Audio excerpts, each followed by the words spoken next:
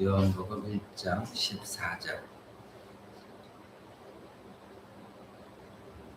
찾으신 줄 알고 우리 다 같이 한번 하나님 말씀을 읽어봅니다.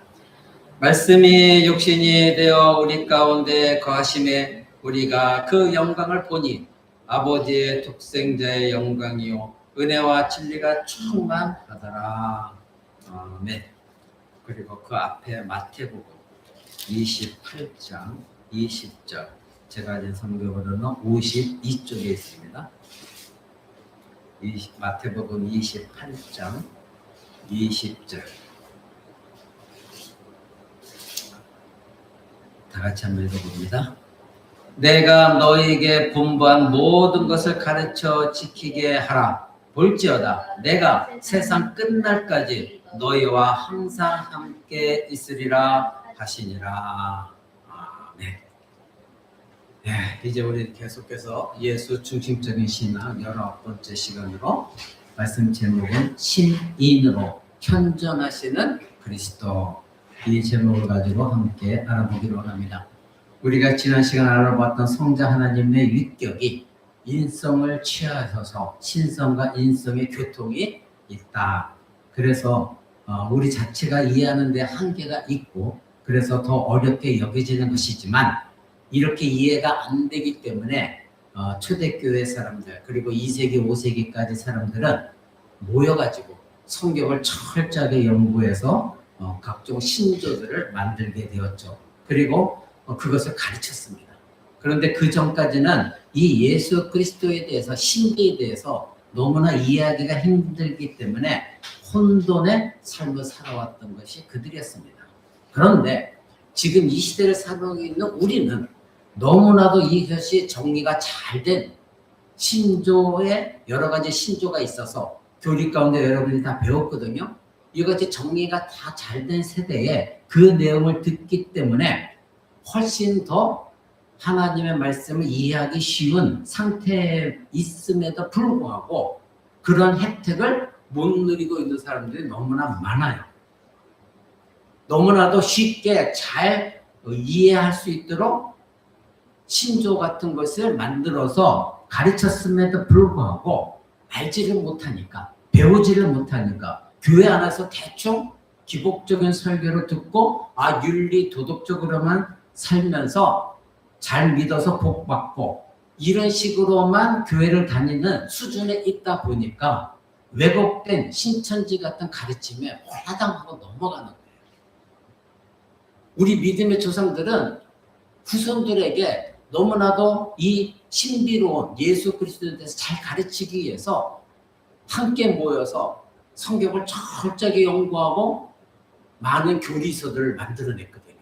근데 오늘날 그것을 지금 교회에서 가르치질 않아요. 우리의 구원자 되신 하나님이신 그리스도 한 분 안에 이 신성과 인성이 있다는 것이 너무나도 이해하기 어렵고 신비스러운 것이지만, 그러하신 예수 그리스도를 더욱더 아는 것, 이것을 우리는 원해야 되고 믿어야 되고, 그리고 분명히 그것이 우리에게 기쁨이요 감사요 찬양이 되어져야 됩니다. 왜냐하면 여러분들이 이미 교리서를 다 배웠거든요. 따라서 이 땅을 사는 동안에 우리가 할 일은 하나님께서 사람이 되셨다는 것, 육신이 되셨다는 이 놀라운 사실을 우리가 알게 된 것이 얼마나 복된 것인가, 이것에 대해서 우리는 더 깊이 알고 장차 다시 오시게 될 그 예수 그리스도를 더 깊이 알고자 소망해야 됩니다. 그래서 성경에 뭐라고 말합니까? 그리스도를 아는 장성한 분량까지 자라가라. 계속해서 성경에 말하고 있는 거예요. 이 신비스러운 예수 그리스도를 더 깊이 또 알고자 해라. 우리는 신인, 즉 하나님이시면서 인간이 되신 그리스도의 인격을 아는 것 속에서 우리는 그 그리스도께서 하신 사역을 바라봐야 돼요.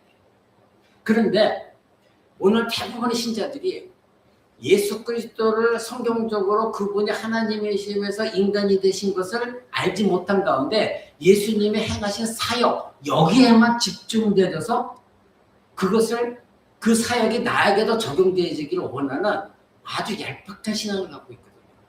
그 예수님이 하나님이시면서 인간이 되셔서 우리가 구원받기 위해서 행하신 그 사역들 가운데 우리에게 달콤하게 유익이 되어질 것만 붙들고 그것만 설교하고 그것에만 집중해서 신앙생활하고 있다 보니까 예수님을 잘 알지를 못해요. 그러다 보니 예수님을 알고 이해하고 예수님과 교제하는데 풍성한 은혜가 없는 거예요. 그래서 교회를 몇십 년 다녔어도 그 예수님이 얼마나 나에게 귀한 분이신지, 가르침이 얼마나 복된 것인지, 경이로운 것인지, 그 예수님이 하나님이심에도 불구하고 인간의 몸을 입고 이 땅에 오셨다는 것이 얼마나 나에게는 축복된 것인지, 그리고 그 하나님이신 예수님이 이 땅에 사시는 동안 시간과 공간의 제약을 받는 곳에서 예수님이 한 걸음 한 걸음 움직이셨고 그 모든 일을 행하셨다는 것, 이것이 얼마나 우리 인간들에게는 기이한 것인지를 모르고 살아갑니다. 그러므로 사랑하는 성도 여러분, 여러분들이 지금 예수 그리스도의 성육신에 대해서 말씀을 들으면서 어려워하지만 나중에는 이것을 여러분이 깊이 이해하게 되고 깨달으면 큰 유익이 되어질 것입니다. 그렇기 때문에 어렵더라도 계속해서 인내하면서 듣기 바랍니다. 지난주에 여러분이 말씀드린 대로 오병이의 그 떡 한 동에 기복신앙에 매여서 그것만 바라보게 되면 어려운 말씀이 선포되면 다 도망가요. 지난주에 말씀드렸잖아요. 그건 참된 신앙이 아니에요. 뭔가 겉으로 올 때 예수를 따른 것 같지만 아니에요. 거기서 다 분리가 되는 거예요. 구별이 돼요. 그래서 예수님이 제자들에게 그랬잖아요. 너희도 가려느냐? 12제자만 남았잖아요. 근데 그 12제자도 예수님 말씀을 끝까지 지키지 못했어요. 그래서 예수님이 잡혀갔을 때 다 도망갔잖아요. 우리는 그 모든 걸 성경적으로 알기 때문에 그런 실수로 보면서는 안 된다. 사랑하는 성도 여러분, 그러기에 여러분들이 어렵다고 왜 우리 교회는 이렇게 맨날 쉬운 설교 안 하고 기복적인 설교, 기분 좋은 설교 안 하고 맨날 이런 설교를 들어야 되느냐? 투덜대지 마시고 이렇게 주어진 말씀이 어려운 것 같아도 다 하나님의 주신 것이요. 그리고 하나님이 주신 영적인 말씀이라는 것, 양식이라는 것, 이것을 여러분들이 깊이 아시고 그 말씀을 받아들이며 누리시기 바랍니다. 이 시간 우리는 지난주 말씀 연결해서 한 윗격 안에, 성자라는 윗격 안에 연합된 신성과 인성이 그리스도로서 존재하시고 그분이 지금도 현존하신다는 것, 이런 것을 한번 생각해 보시기 바랍니다. 현존하신다. 그리스도의 윗격 안에서 신성과 인성이 연합되어 상호 교통하는 가운데 이 놀라운 신비와 관련해서 그러하신 예수님의 임재의 문제를 오늘 본문이 우리에게 말해주고 있어요. 마태복음 28장 20절에 뭐라고 말하고 있습니까? 세상 끝날까지 너희와 항상 함께 있을 것이다. 예수님이 부활하시기, 승천하시기 직전에 이 말씀 하셨거든요. 여러분, 사도신경에 고백하는 것이 무엇입니까? 저 하늘에 오르사 전능하신 하나님 우편에 앉아 계시다. 이렇게 고백하고 있잖아요. 하늘에 올리우셨어요. 하나님 우편에 앉아 계셔요. 이것은 에베소서 2장에 나와 있는 말씀을 근거해서 사도신경이 고백하고 있는 거거든요. 그러니까 중요한 것은 오늘 본문에서 우리와 항상 함께 계셔서 우리에게 자신의 현존하심을 드러내고 계시다. 이거예요. 예수님 멀리 계신 분이 아니라는 거예요. 이걸 여러분들이 오늘 깊이 깨달으시고 우리와 항상 함께 계시다고 하신 것, 그러면 어떻게 우리와 함께 자신의 현존하심을 나타내는 것이냐, 이런 질문이 생길 수가 있어요. 그래서 유한한 인성과 무한한 하나님의 신성이 연합된 신인이신 하나님이시기 때문에 과연 그것을 어떻게 우리가 나타내시느냐, 여러분들은 교리를 배웠기 때문에 어렴풋이는 알고 있어요. 하나님이신 그분이 하나님 보좌 우편에 예수님이 앉아 계신다. 성경 보면 말하고 있잖아요. 그런데 보좌 우편에 앉아 계시다고 하니까 인성으로서만 하나님이 어떤 공간에, 하나님이라는 보좌 우편의 공간이라는 곳에 앉아 있다, 이렇게 생각할 때가 많아요. 그런데 여러분, 우리의 이해를 돕기 위해서 하나님 보좌 우편에 앉아 계시다, 이렇게 성경 기록하고 있는데, 이 의미는 뭐냐면 보좌 우편에 앉아 계시다고 하는 것은 권세를 말하는 거예요. 통치를 말하는 거예요. 그러니 신인이신 예수 그리스도가 하나님으로서 온 우주 만물을 지금도 다스리고 계시다는 그런 의미예요. 그러니 인성은 신성과 달리 제한성을 지니는데 어떻게 이 땅을 사는 우리와 그 하나님이 함께 하시면서 자기 자신의 현존을 드러내실 수 있느냐? 이 얘기는 인성만 생각하니까 그런 질문이 나와요. 다시 말씀드리지만 성자 하나님이라는 위격 안에 그분이 하나님이시니까 신성과 인성이 함께 공존하고 계시고 연합하시면서 서로 상호교통한다. 지난 시간에 여러분들에게 말씀드렸습니다. 그래서 오늘 본문은 사도신경이 심판하러 다시 오실 때 그 예수 그리스도께서 가시적으로 이 땅에 오시는 그 임재를 나타내시는 것, 그것을 말씀하는 것이 아니에요. 지금 물론 예수님의 심판하러 이 세상에 오실 때에는 당연히 우리에게 온 우주 만물에 있는 모든 사람들이 다 예수님이 구름 타고 오실 것을 보게 될 것이다. 불매 성경 말하고 있거든요. 처음에 초림하실 때는 아무도 몰랐어요. 근데 재림하실 때는 이 세상에 있는 모든 예수를 믿는 사람이든 안 믿는 사람이든 어느 곳에 있든 미국이든 어느 곳에 있든 간에 모두가 다 볼 수 있는 방식으로 구름 타고 오신다. 그렇게 분명히 말씀하고 계십니다. 그런데 오늘 본문은 이제 하늘에 올리신 그 예수님께서 우리와 현존하신다는 거예요. 항상 너희와 함께 있겠다 하셨거든요. 자, 예수님이 부활승천하실 때 천사들이 제자들에게 뭐라고 말했습니까? 너희가 가운데서 올리우신 이 예수는 하늘로 올리우신 너희가 본 그대로 다시 오실 거다 하셨어요. 그럼 보여지는 방식으로 오실 거예요. 아까 말씀하신 대로. 부활승천하신 영광의 몸을 입고 다시 오실 거예요. 우리는 그날을 소망합니다. 소망하는 이유는 우리가 죽지 않고 예수님 오시기 때문에 곧바로 우리는 영화의 몸을 입어요. 근데 언제 오실지 모르기 때문에 우리는 그날을 소망하지만 예수님이 오시기 전에 우리가 죽으면 우리 영혼은 하나님 나라에 갔다가 예수님 오실 때 약속하신 대로 우리의 죽은 몸이 다시 부활해서 예수님이 입으신 영광의 몸을 입게 돼요. 그것이 성경 약속이에요. 그래서 우리에게 소망이 있는 거예요. 자, 그런데 이와 같이 예수님 다시 오시기 전에 예수님이 우리와 항상 함께 계신다고 하셨으니 어떻게 우리와 항상 함께 계시느냐, 이건 사랑하는 여러분, 어떻게 임재하시는가? 내가 세상 끝날까지 너희와 항상 함께 있겠다고 하셨는데 그냥 위로 차원의 하신 말씀이냐? 그건 아니라는 것입니다. 본문은 하나님이시자 인간인 신성의 위격을 가지신 그리스도께서 육체적으로 거하시는 자리, 즉 하나님 보좌 우편을 떠나지 않으시면서도 자기 자신의 육신을 초월하여서 영적으로 실제적으로 자신의 현존을 나타내실 것을 말하는 거예요. 그럼 또 질문이 생기죠. 인성을 포함한 그리스도의 전부가 아닌 자신의 현존은 어떻게 있게 되느냐 이거예요. 항상 너희와 함께 계시다는 것, 이것을 그의 신성으로 나타내신 것을 말씀한 것인데 성경은 그분 전체가 그리스도의 영으로서 현존하신다는 것을 표현을 굉장히 많이 하고 있어요. 동일한 본질을 가지신 성령을 자기 자신의 영으로 말씀하시죠. 그래서 성경에 보면 하나님의 영이다 말씀하시기도 하고 또 다른 곳에서는 그리스도의 영, 예수의 영이다 이렇게 말씀하시는 것을 우리는 보게 되어집니다. 또 예수님이 살아계시는 동안 제자들에게 뭐라고 말씀하십니까? 내가 이제 가야 된다. 근데 내가 가면 또 다른 보혜사를 보내주겠다 말씀하십니다. 여러분 이때 제자들이 약간 혼동이 와요. 예수님 자체가 보혜사거든요. 우리를 돕는 분으로 이 세상에 오셨거든요. 근데 예수님이 제자들에게 내가 이제는 가야 된다. 근데 가면 또 다른 보혜사를 보내주겠다 말씀하세요. 예수님 자신이 보혜사이신데 또 다른 보혜사를 말씀하고 계시거든요. 바로 그 약속을 실천하신 것이 무엇입니까?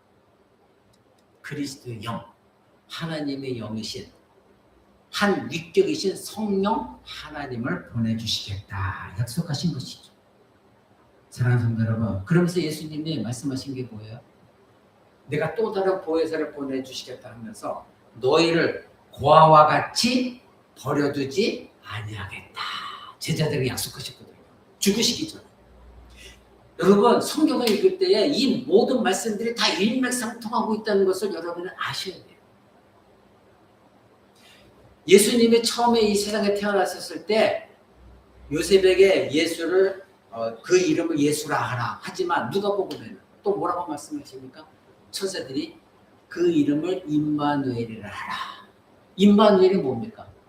너희와 항상 함께 하시는 하나님.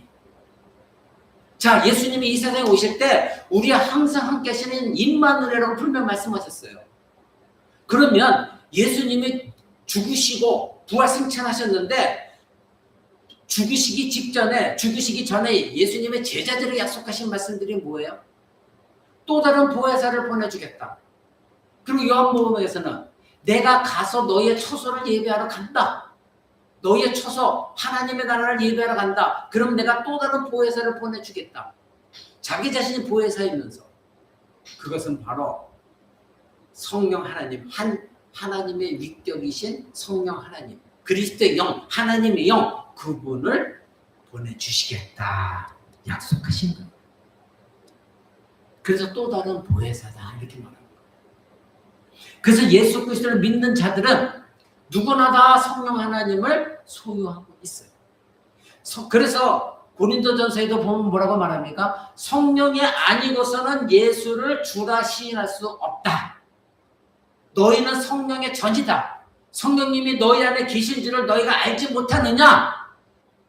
그 성령 하나님이 한 하나님이신 성자 하나님의 영이세요. 그래서 예수님의 영이 즉 성령님이 예수님이 부활승천하시고 이 세상에 오신 것, 그것이 언제입니까? 오순절 다락방에 성령님이 임하신 것이죠. 그 성령님이 임하심으로 영원히 우리와 함께 하시는 임마누엘이 되신 거예요. 그러니까 성경을 쭉 읽다 보면 놀라운 하나님의 이 말씀들이, 약속의 말씀들이 일맥상통하고 있는 것을 우리는 보게 되어집니다. 그래서 사도 바울 선생은 고린도후서 3장에서 이렇게 말했어요. 주는 영이시니 주의 영이 계신 곳에는 자유가 있느니라. 아멘. 주는 즉 하나님은 영이시니 하나님이 영이 계신 곳에 자유함이 있다. 즉 보혜사 성령님이 임재로 말미암아 우리 밖에 계셨던 예수 그리스도가 우리 안에 계시고 우리는 또 그런 말미암아 그리스도 안에 우리가 계시게 된 거예요. 그래서 예수 그리스도가 비록 부활승천하셨지만 하나님 보좌 우편에서 온 우주 만물을 다스리고 계시지만 영으로서 다른 보혜사로 우리에게 오셔서 우리와 함께 계시는 것이다. 그래서 예수님은 살아계실 때에는 제자들에게 그들 안에 계시지 않으셨어요. 그러나 부활승천하시고 나서는 성령님이 임하시고 나서 그 이후에 하나님의 믿는 백성들에게는 그 성령님이 우리 안에 계시면서 우리 안에 계시고 우리는 또 그 예수 안에 계시게 되는 놀라운 축복을 겪어요. 그래서 사도 바울이 그렇게 강조합니다. 예수가 아니고서는 예수를 주라 시인할 자가 없는 것이고 주의 성령이 너에게 계신다고 맞는 것이라면 너는 성전이 된 거다. 하나님이 너희 안에 계신 것이다. 그러니 너희가 성전이면서 어찌 우상을 함께 섬길 수가 있겠느냐. 이렇게 말한 이유예요. 너희 안에 하나님이 계신 성전이 되었는데 어찌 우상을 섬길 수가 있느냐. 이렇게 사도 바울이 말한 것입니다. 사랑하는 성도 여러분, 그리스도의 영의 임재로 인한 이 같은 그리스도의 현존, 우리와 함께 계시는 것, 육체에 계시는 동안에도 신성은 바로 육체로 제한되지 않는 신성 그대로, 그리고 육체를 떠난 지금도 신성 그대로 우리와 함께 계십니다. 이것이 그리스도의 신성이에요. 하늘 보좌에 계신 지금이라, 그리고 인성과 연합해 있는 지금이라. 하나님은 영으로서 우리와 함께 계시는 그 예수 그리스도의 영이 우리 안에 현존하고 계십니다. 그것이 임마누엘. 사랑하는 성도 여러분, 성경은 그리스도의 현존을 주로 그의 영, 그리스도의 영을 통해서 나타내시는 것으로 말하고 있습니다. 성령님 자체가 우리 가운데 오셔서 행하시는 것으로 말을 하고 있기 때문에 성령을 그리스도의 영에다 말하고 있는 거예요. 여러분, 성령을 사모하는 사람들이 많다고 했죠? 그래서 제가 오래전에 여러분에 말씀드렸어요. 성령님 오시옵소서. 그거 잘못된 거라고 했잖아요. 자기 안에 성령님이 계신데 교리를 모르니까, 성경을 제대로 배우지 못하니까 성령님 오시옵소서, 성령을 주소서 막 난리를 쳐요. 그 사람의 진정한 신자라고 한다면, 구원받은 백성이라고 한다면 자기 안에 하나님의 영이신 그리스도의 영, 성령님이 계심에도 아니 또 달라는 거예요. 오셔달라는 거예요. 참, 그것이 아니라 내 안에 계신 그 성령님이 성령 충만함을 달라고 하는 건 이해가 될 수 있어요. 근데 그것도 내가 성령이 충만하려면 어떻게 돼요? 성령님은 말씀의 영이시니까 성령님이 나에게 말씀으로 말씀하시니 그 말씀에 충만하게 깨닫고 그 말씀 붙들고 그 말씀에 살아갈 때에 나는 성령의 충만한 삶을 살 수가 있는 거예요. 그런 사람들은 내 안에 성령님이 계시다는 것을 증거하기 위해 방언을 사모하지도 않아요. 하나님은 성령으로 말씀하실 때에 이미 방언은 끝났다고 말씀하셨거든요. 그리고 방언을 할 때도 그 방언이 진짜인지 아닌지를 증거할 수 있는 사람이 있을 때만 방언을 하라고 하셨어요. 근데 우리는 성령님이 내 안에 계심에도 성령님 방언을 주세요. 그래야 내가 성령님을 소유하고 있는 거예요. 엉뚱한 얘기만 자꾸 하고 있어요. 참 답답해요. 교리를 제대로 배우지 못하는 거예요. 엉뚱한데 자기 에너지를, 신앙의 에너지를 다 쏟고 있어요. 사도 바울은 고린도후서에서 주는 영이시니 주의 영이 계신 곳에 자유함이 있다. 이렇게 말한 이유가 우리가 그리스도의 영이 우리 안에 계시기 때문에 그런 사람들은 죄에서 자유함을 갖는 거예요. 나를 올가매고 지옥으로 끌고 가고 있는, 그래서 그 죄의 종로를 타고 있는 나, 죽음에 얽매여서 두려워하고 있는 나에게 성령님이 오셨다고 한다면 그 성령님을 내가 영접해서 예수 그리스도를 믿게 되었다면 더 이상 죽음에서 자유함이 있는 거예요. 두려움이 없어요. 내가 죽어도 나는 하나님 나라 가는 거예요. 잠시 죄를 지었다 할지라도 내 안에 성령께서 그것을 깨닫게 하시면 회개하는 거예요. 예수 그리스도의 십자가 의지해서 회개하면 곧바로 내에게는 자유함이 있는 거예요. 더 이상 죄에 얽매여 사는 것이 아닙니다. 사랑하는 성도 여러분, 무한한 본질인 이 말씀인, 즉 성자 하나님이 인간의 본성과 연합하여서 한 인격을 이룬다고 해서 우리는 그가 그 속에 갇혀 계신 것이 아니라, 놀라운 것은 하나님의 아들이 하늘에서 내려오셨지만 하늘을 떠나신 적이 없어요. 이게 신비해요. 잘 들으세요. 하나님이신 그분이, 성자 하나님이 인간의 본성과 연합하여 우리를 구원하시기 위하여 이 땅에 오셨지만 인성에 완전히 갇혀서 제한되신 분이 아니라 하늘을 떠나 이 세상에 인간의 몸을 입고 오셨지만 한 번도 하나님 보좌를 떠나신 적이 없다. 즉 신성은 그대로 하늘에도 계시고 이 세상에도 계셨어요. 이것이 놀라운 신비예요. 더 놀라운 건 그 하나님이신 예수 그리스도가 인간의 몸을 입으려고 천의 태중에 계셨어요. 그리고 이 지상에 걸어 다니셨어요. 십자가에도 달리셨어요. 그렇지만 영원 전부터 항상 온 우주 만물에 편만하게 계셨던 분이에요. 이것을 여러분들이 놓쳐서는 안 돼요. 이것이 신비예요.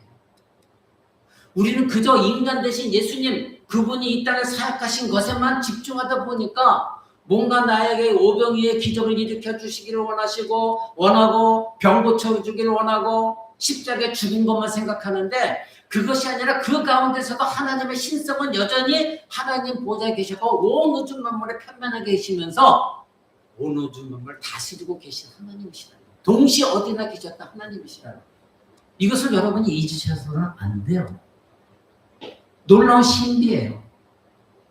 언제나 우주 만물의 편만에 계셨다. 그러니까 인간의 이 유한한 인간의 지성 가지고 예수님을 자꾸 바라보니까 믿겨지지가 않는 거예요. 내 유한한 지식 가지고 자꾸 판단하다 보니까. 그런데 예수 그리스도 믿는 사람들은 이제 그 유한한 지식이 사라졌어요. 하나님을 아는 지식에서는. 무한한 하나님의 지식이 내 안에 들어왔기 때문에 모든 것이 믿어지고 이해가 되는 거예요. 그것이 믿는 자와 안 믿는 자의 차이점이고 구별점이에요. 이것이 믿음이라고 해요. 믿음 주세요. 믿음 주세요가 아니라 믿음을 강건하게 해주세요. 강건하게 해주세요가 아니라 내가 무엇을 믿느냐예요. 성령의 역사가 있게 되어지면 이 모든 사실이 다 이해가 되고 믿어집니다.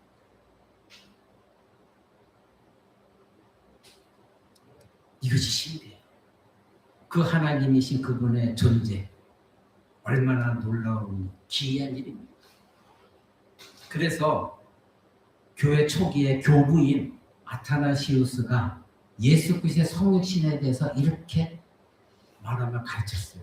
좀 길지만 제가 읽어드릴 테니까 여러분 잘 들으시기 바랍니다. 이 교부들의 말씀 하나하나가 교리로서 정말 우리에게 마음의 심금을 울리고 깨닫게 하는 귀한 말씀들이에요. 제가 읽어드립니다.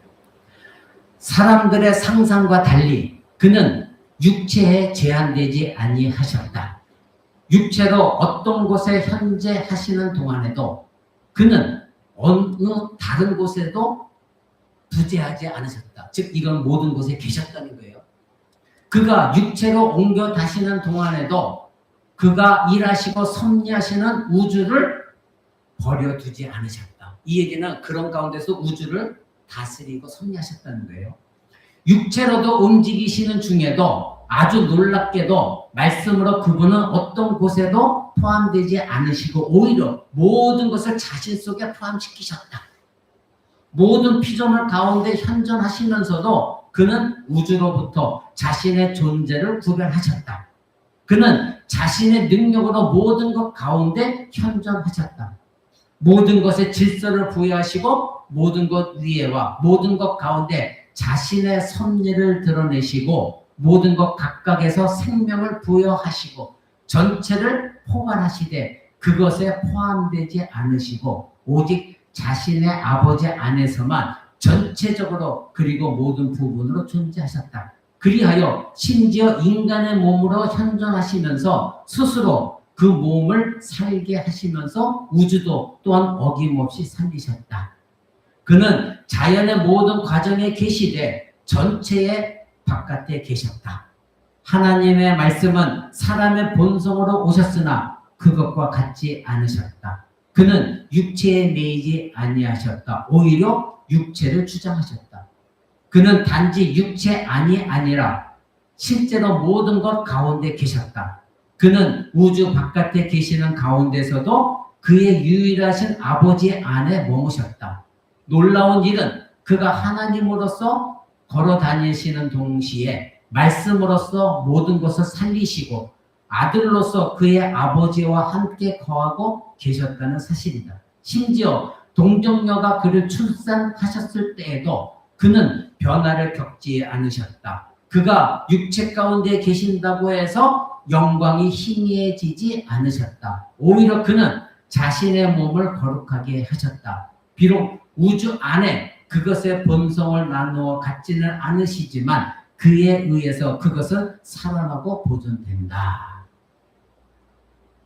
여러분 조금 이해가 됩니까? 좀 어려운 말들이 많이 있지만 우리를 구원하시기 위해서 이 땅에 오신 하나님의 아들이 성육신하신 놀라운 신비에 대해서 이런 말씀에 대해 여러분 어떤 반응을 갖고 있는지 저는 궁금합니다. 즉 지금 이런 말씀을 제가 읽어드렸을 때 아타나시우스가 성경적으로 깨달은 이 하나님에 대해서 깨달은 바를 기록해 놓은 것을 제가 읽어드릴 때 여러분은 다 이해하지 못해도 그러나 교리적으로 아는 것, 듣고 배운 것 안에서 이해가 되어질 때 여러분은 감탄하고 있습니까? 정말 놀랐구나 하면서 경배하고자 하는 마음이 생기느냐, 그런 마음이 있느냐, 이것입니다.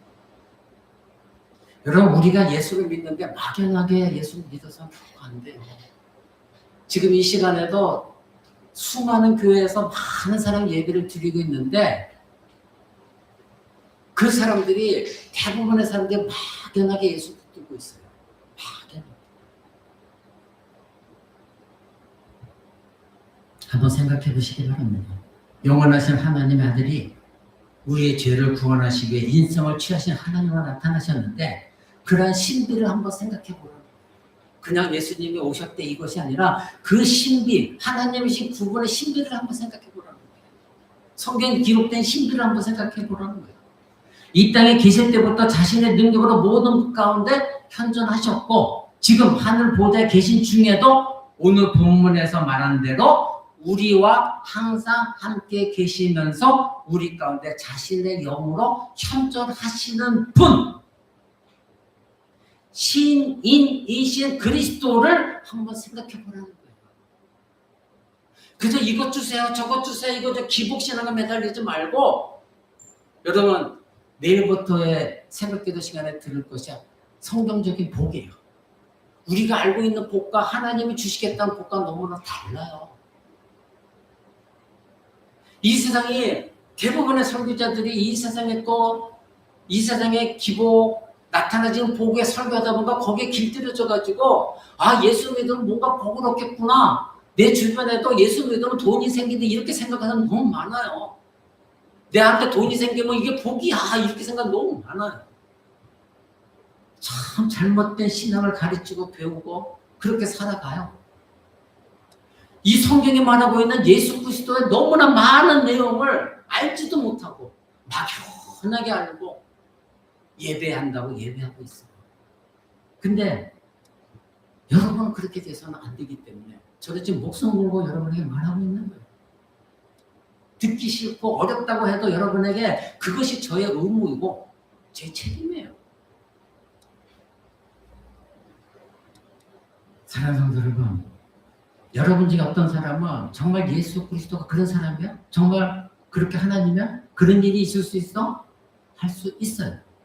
하나님의 아들이 육신이 된 것의 실체를 모르는, 믿지 않는 사람들은 이성적으로 그게 수용되지 않기 때문에 받아들일 수가 없으니까 마치 공상적인 얘기처럼, 꾸며낸 얘기처럼 들을 수 있어요. 불교 신자들처럼.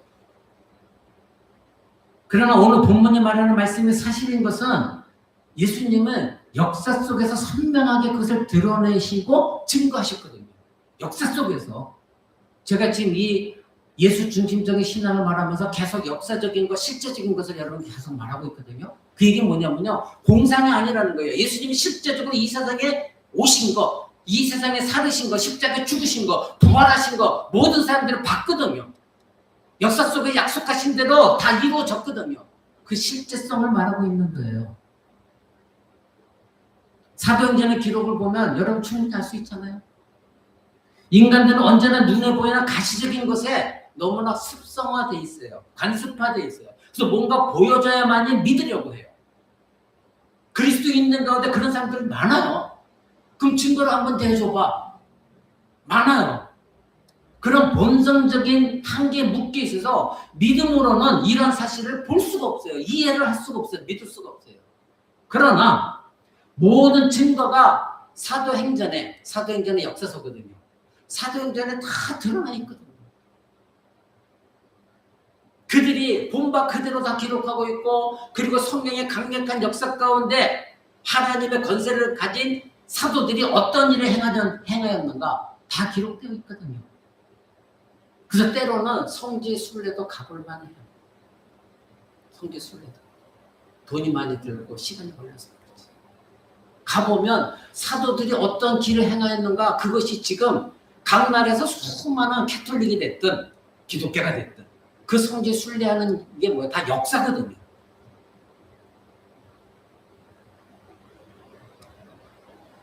사도행전에는 부활하신 예수님이 성도들이 모인 그 회중 가운데 실제적으로 자기 자신의 현존을 드러내셨어요. 나타나셨어요. 하늘로 오신 주님이 실제로 그들과 함께 계셨고, 그리고 그들을 버리시지 않고 그들에게 자기 자신을 드러내 보였고 증거해 주셨어요. 500여 명이 넘는 사람들이 예수님의 부활한 것을 직접 목격하면서 그 예수님의 부활의 영광을 봤어요. 그리고 증거하기 시작했어요.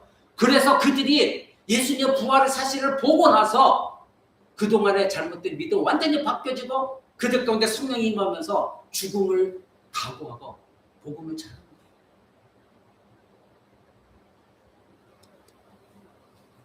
그런 사실을 대표적으로 개인적으로 증거한 사도 바울, 부활하신 예수님을 만난 사도 바울은 디모데후서 4장 17절에서 이렇게 말합니다. 주께서 내 곁에 서서 나에게 힘을 주시면,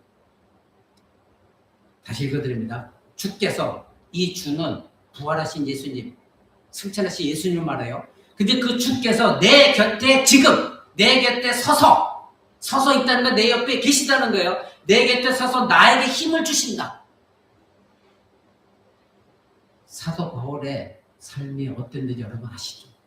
우리처럼 이 더운 날씨에 에어컨 속에서 편안하게 살았나요?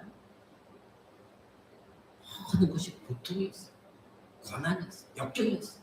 자기를 죽이려고 하는 사람들을 피해서 다니느라, 복음 전하느라 굶어가면서 온갖 고생을 했는데, 그런 가운데서도 부활하신 예수님을 만났기 때문에 이 고백을 하는 거예요.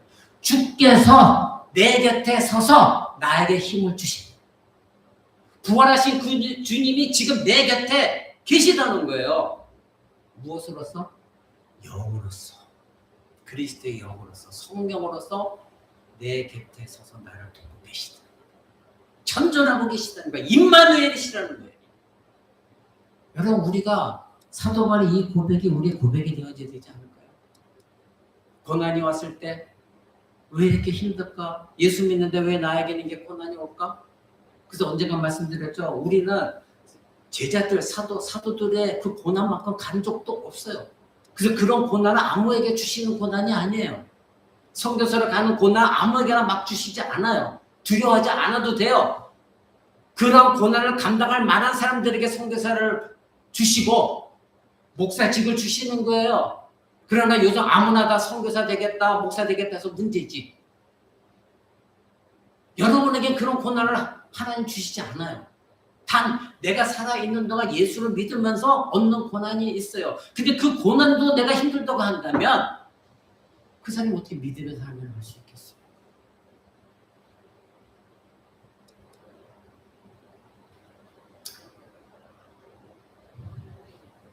사도 바울의 마지막 인생 끝자리에서 주께서 내 곁에 서서 나를 도우신다, 이 고백을 했어요. 주께서 자신 곁에 계시다는 이 고백은 예수님 하신 말씀, 내가 항상 너희와 함께 있으리라, 이 말씀입니다. 이 말씀을 믿었기 때문에 너의 모든 악한 일에서 건져내시고 또 그의 천국에 들어가도록 구원하시겠다는 이 약속대로 그렇게 하신 그 말씀을 사도 바울은 믿고 붙들었어요. 그래서 그의 인생은 이 본문 말씀대로 항상 내가 너와 함께 하시겠다는 이 말씀을 증거하는 삶을 살아. 이런 사람들에게는 주의 영이 함께 하셔서 함께 하는 사람에게는 불평, 불만이 그래서 없어요.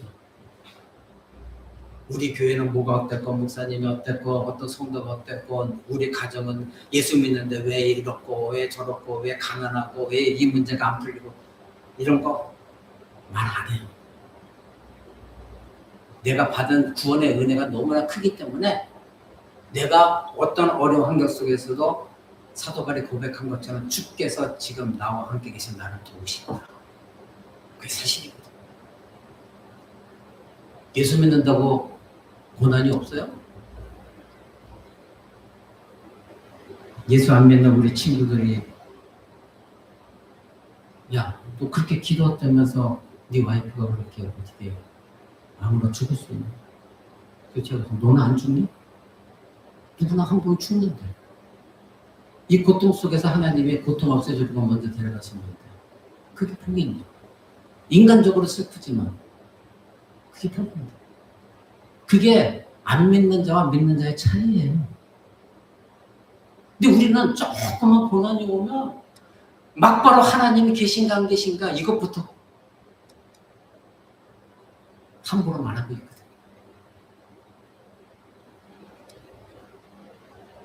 지금 신인의 인격 가신 우리 주님, 오늘 본문 말씀대로 하늘로 올리셨음에도 불구하고 지금 이 자리에 여러분 안에 함께 계십니다. 믿으십니까? 그리고 자기 자신을 나타내시고 지금도 증거하십니다. 그것을 1세기에 사는 그리스도인들과 사도 바울이 경험했듯이 지금도 똑같이 그 예수 그리스도의 현존하심을 우리가 경험하도록 그리스도의 영으로 우리와 함께 하시면서 지금도 나타내시고 증거하고 계시죠. 근데 왜 우리는 그것을 경험하지 못할까요? 믿지 않으니까. 세례 받았다고 하면서도 예수 그리스도를 믿고 예배 나온다고 하면서도 그 예수님이 항상 나와 함께 영으로서 존재하시고 내가 이 세상 끝날까지 너와 함께 한다는 이 약속을 믿지 않는 거예요. 안 믿어요. 예수님을 믿는다고 고백은 해요. 근데 예수님의 약속까지 이 말씀은 절대 안 믿어요. 그러니까 조금만 어려우면 믿음을 내팽개치는 거예요.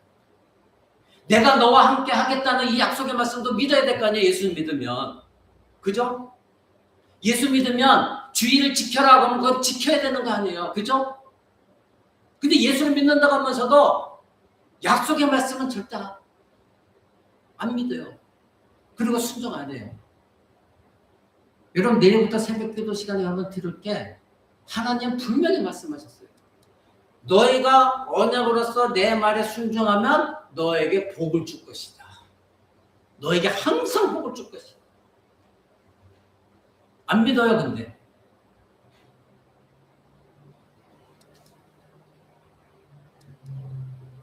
우리가 지금 살피는 이 그리스도의 위격은 인간들이 만난 어떤 공상소설 같은 이야기가 아니에요. 실제적이고 역사 속에서 유일한 존재로 그 예수 그리스도가 나타나셨고 그리고 이 땅에서 많은 일을 행하셨어요. 여러분 중에도 지금 예수가 안 믿어지는 사람이 있을 수 있어요. 난 믿고 싶은데 안 믿어진다. 그런 사람들이 많이 있어요. 여러분이 그걸 아시면 1세기 당시 사람들이 어떤 조건에서 예수를 믿었을까 한번 생각해 보시기 바랍니다. 여러분보다 더 악한 조건에 있었습니다.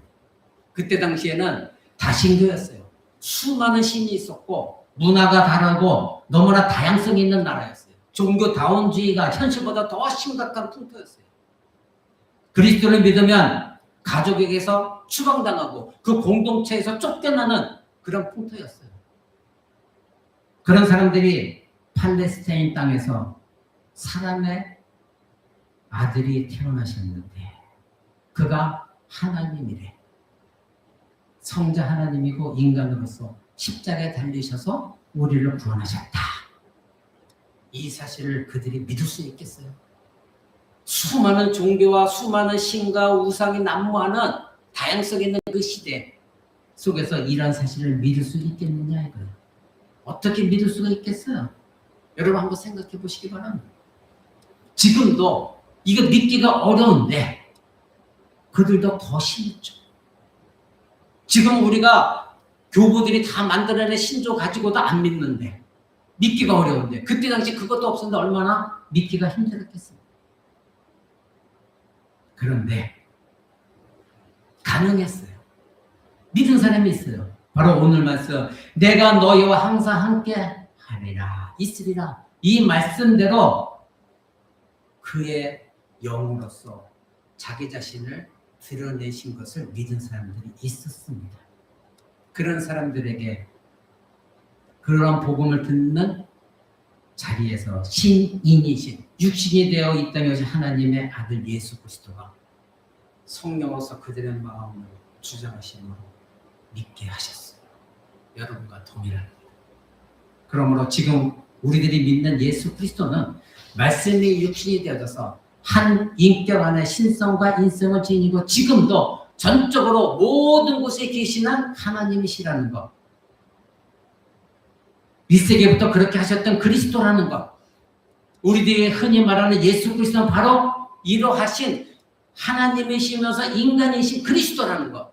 이것을 여러분 믿으시기 바랍니다.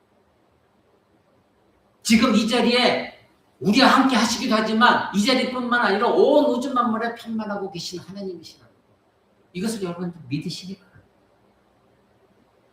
예수 그리스도는 육신을 입기 전에 그가 계신 곳을 떠나지 않으시면서도 이 땅에 오신 분이에요. 아까 말씀드린 대로 이 세상에 육신을 입고 오셨지만 신속으로서 하나님의 자리를 떠나신 적도 없으세요.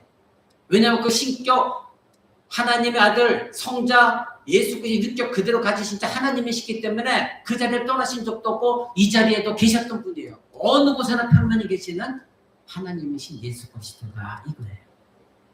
이런 신이신 하나님, 지금 우리와 함께 계시는 그 하나님, 그 하나님이 우리가 있는 이곳을 버리시지 않으면서도 또 동시에 떠나셨다는 것, 부활승천하셨다는 것.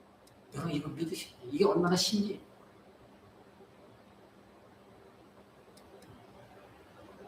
그래서 예수님 말씀하신 거예요. 내가 너희를 위하여 처소를 예비하러 간다. 죽으신 것도 우리를 위해서, 부활하시는 것도 우리를 위해서, 승천하신 것도 우리를 위해서. 그러면서 하신 말씀이 내가 너희를 고아와 같이 버려두지 않을 것이다. 여러분 이거 믿으시겠어요? 여러분 힘들고 어려울 때 혼자 있는 것 같아요? 그 순간 그때에도 하나님이신 예수 그리스도의 영은 여러분을 떠나지 않으셨습니다. 함께 하십니다. 현존하십니다.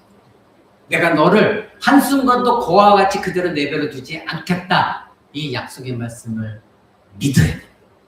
그런 사람들은 고난을 이겨나갈 수가 있습니다. 그러므로 우리 눈에, 우리 시야에 보이든 안 보이든 항상 예수님은 우리와 함께 계십니다. 이것이 신비고 너무나 놀라운 것.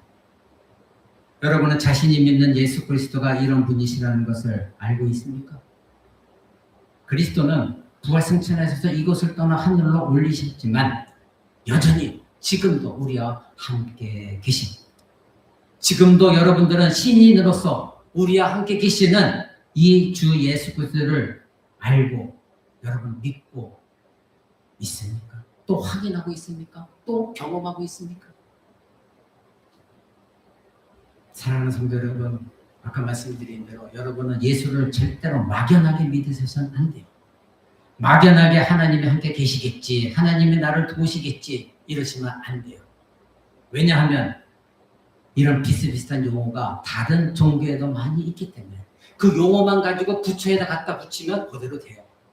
그 용어를 가지고 다른 신에가 갖다 붙이면 그대로 됩니다. 그러니 막연하게 믿는 사람들은 예수를 믿다가도 내 성에 안 차면 이거 아닌가요? 교회를 떠나서 다른 신에 그것을 또 갖다 붙여요.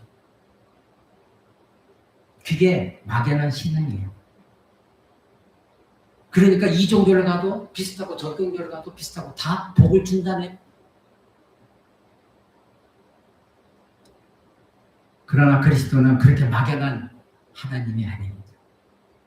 직접 역사 속에 오신 육신을 입으시고 부활 승천하신 하나님이시자 인간이신 그분이 실제로 내가 항상 너와 함께 하리라 하신 것처럼 하나님의 아들의 영으로서 그리스도의 영으로서 하나님의 영으로서 성령으로서 여러분 안에 지금도 현존하고 계십니다. 드러내 보이고 계십니다. 증거하고 계십니다. 그게 놀라운 사실이에요. 비밀이에요. 신비예요. 부활승천 이후에 가시적으로 떠난 것, 그것을 우리에게 보여주셨음에도 불구하고 그 뒤로 실제로 그의 제자들 그리고 그리스도인들 예수 믿는 우리와 함께 계시다는 것을 보여주셨고 드러내 보여주셨습니다. 지금도 똑같이 우리에게 그렇게 하십니다. 어떻게 알아요? 여러분이 왜 예수를 믿게 되었어요? 여러분 스스로 결정하고 믿었어요? 아니라고 그랬죠? 도저히 우리는 예수를 믿을 수 없는 사람들이에요. 성령께서 여러분이 이미 창세전에 택한 사람들이기 때문에 성령께서 말씀을 듣고 복음을 듣고 깨닫게 하셨기 때문에 믿는 거예요. 그러므로 분명히 알아야 됩니다. 막연하게 주님이 우리 함께 계신다 이렇게 생각하지 말아요. 어떻게 해서 이 예수가 우리 함께 계시다고 하는지 성경에 말한 말씀을 가지고 믿어야 돼요. 실제로 신인이 되신 우리 주님이 지금 이러이러한 많은 사역을 통해서 지금 약속하신 대로 성경에 말씀하신 대로 우리 함께 계시다. 이것을 확신하고 믿어야 돼요. 막연하게 믿어서는 안 돼요. 여러분은 하나님이 육신이 되신 분 바로 그리스도가 우리 함께 계시다는 걸 지금 확실하게 알고 믿고 있습니까? 만일 여러분이 하나님의 성육신을 알고 또 오늘 말씀대로 그 하나님이 항상 자신과 함께 계신다는 것을 알고 경험하면서 산다면 그 사람은 분명 이 신비로운 신비의 수혜자예요. 신비의 수혜자로서 아주 특별한 은혜를 입고 있는 자라는 것은 분명합니다. 그래서 지난주에 은혜 위에 은혜라고 하는 것, 그 의미를 알고 있는 사람이에요. 그것이 얼마나 복된지는 그 사람만이 알아요. 그래서 우리가 성찬하고 나서 찬송가 85장에 항상 매주마다 찬송하는 게 뭐죠? 예수의 그 넓은 사랑 어찌다 말하랴 찬송하잖아요. 그 다음에 나온 가사가 무엇입니까? 주 사랑 받은 사람만 그 사랑을 알도다. 예수 그리스도의 사랑을 받은 자, 예수 그리스도의 구원의 은혜를 경험한 자, 예수 그리스도가 내 안에 계시다는 것을 확실히 경험하고 깨닫고 믿고 있는 자, 그 사람만이 예수를 알아요. 그 사람만이 내가 예수 그리스도의 사랑을 어떻게 받고 있고 이 사랑이 얼마나 크고 이루 말로 다할 수 없는 하나님의 사랑인지를 그 사람만이 안다는 거예요. 경험했기 때문에.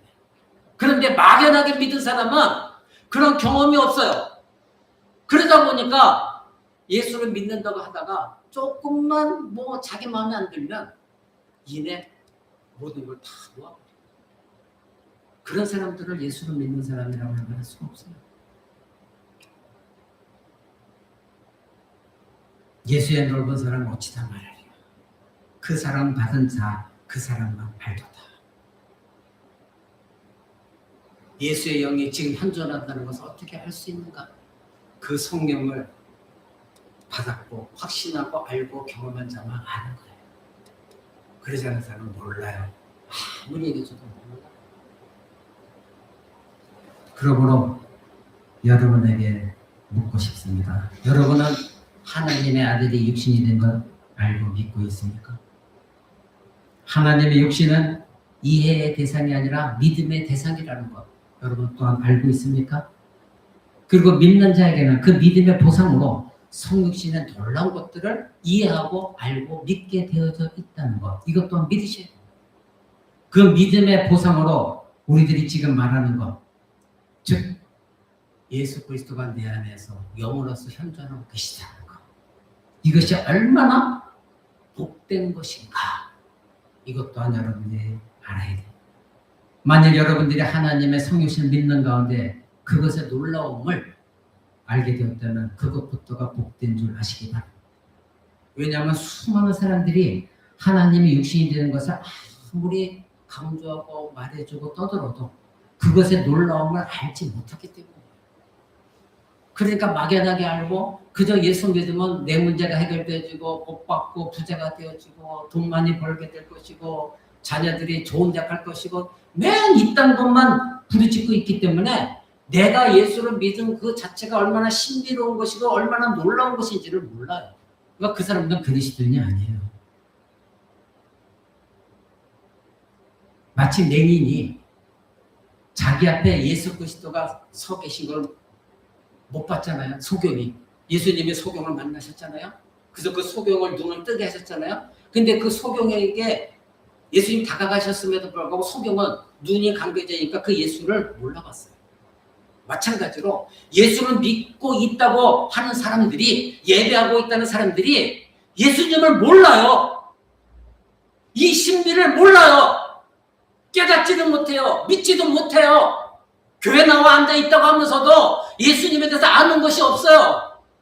이 예수님의 신성한 본질과 인간의 본성, 위격이 한 위격 안에 신성과 인성이 연합되어 있고 현존하고 계시고 지금도 부활승천에서 신성으로 계시고 그 신성이 또한 우리 안에 계시다는 거, 이 놀라운 성경에 나와 있는 걸 교리적으로 따지지 않더라도 이 말씀을 듣지도 못하고 알지도 못하고 들었다 할지라도 그게 무슨 말인지 알지 못하고 깨닫지 못할 속에서 막연하게 예수를 믿는 거예요. 기복적이지.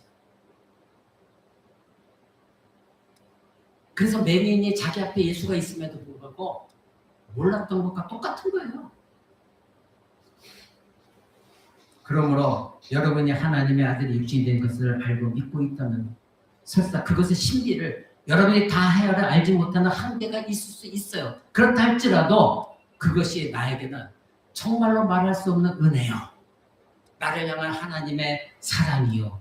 이 세상 내게 최고의, 지상 최고의 기쁜 소식인 것을 알아야 되고, 그렇다면 그것이 얼마나 복된 것인가 이것도 알으셔야 돼요.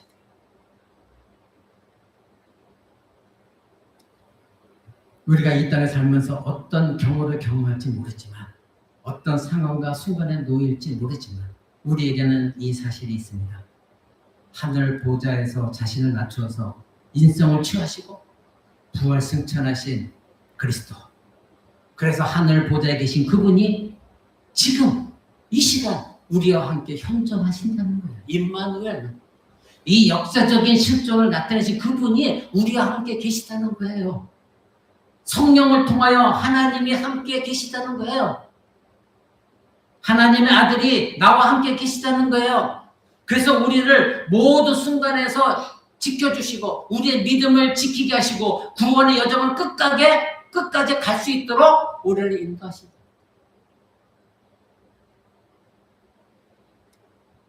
그래서 예수 그리스도께서 십자가에 달리셔서 우리를 구원하신, 자기 자신이 이루신 그 모든 사역이 결코 헛되지 아니하도록, 결국 그것을 최종적으로 우리 모두가 얻어 누리도록 하는 데까지 우리와 함께 계셔서 우리를 이끄신다고 약속하셨어요.